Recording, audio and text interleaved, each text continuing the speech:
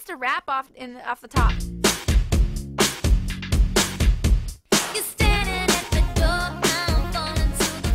Sono stati molti i tornei che nel periodo compreso fra Natale e l'Epifania hanno riportato in campo le squadre giovanili orfane dei rispettivi campionati. Alcuni meritano una menzione, fra questi c'è il torneo della Befana di Montebelluna. Il quadrangolare c'è stato, ma è coinciso soltanto con la conclusione di una 3 giorni ben più ampia, organizzata a favore della locale Under 16 del Montevolley, assieme al Vero Volley Monza di Manu Benelli. Già gli allenamenti con il Monza sono stati molto interessanti, poi anche ci è servito a fare amicizia con le ragazze, anche se all'inizio c'era un po' di imbarazzo perché non ci conoscevamo.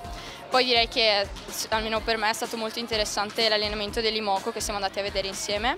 Poi abbiamo avuto l'opportunità di avere una grande allenatrice e giocatrice come la Manu Benelli, che ci ha dato comunque dei consigli importanti.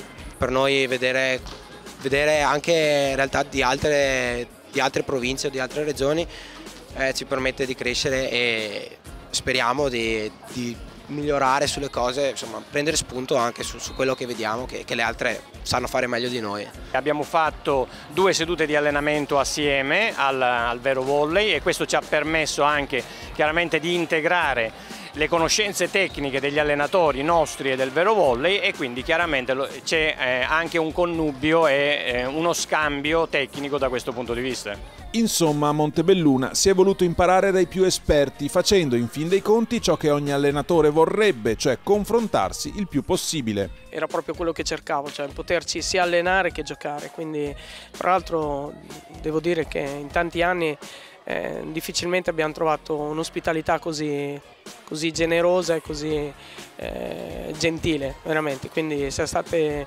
benissimo. Abbiamo fatto questi 2 giorni di allenamento congiunto dove noi fra l'altro che eravamo 10 giorni fermi abbiamo toccato tanti palloni, quindi ci è andato benissimo, e poi il torneo di oggi che ha dimostrato già di essere di un ottimo livello. Abbiamo scelto di partecipare a questo torneo perché in realtà è un periodo in cui siamo abbastanza fermi e possibilità di giocare ce ne sono poche. Possibilità di concentrare in una giornata partite con altre realtà che non siamo abituati a scontrare credo sia sicuramente una crescita per le nostre ragazze. Ed il Preganziol assieme alla Miranese hanno chiuso il cerchio delle 4 partecipanti al torneo. Il Montevolley è una realtà di 100 atlete che collabora con il Volley Group maschile, con il Volpago, il Caerano e la Biadenese, ma che vorrebbe stringere ancora di più i rapporti per offrire un grande futuro alle atlete del territorio. Il nostro obiettivo di questo torneo è proprio un po' quello di farci vedere un momentino di più, per far capire la realtà di Montebelluna e dei dintorni, che sicuramente ha grosse capacità per poter avere numeri e anche qualità sotto il punto di vista pallavolistico.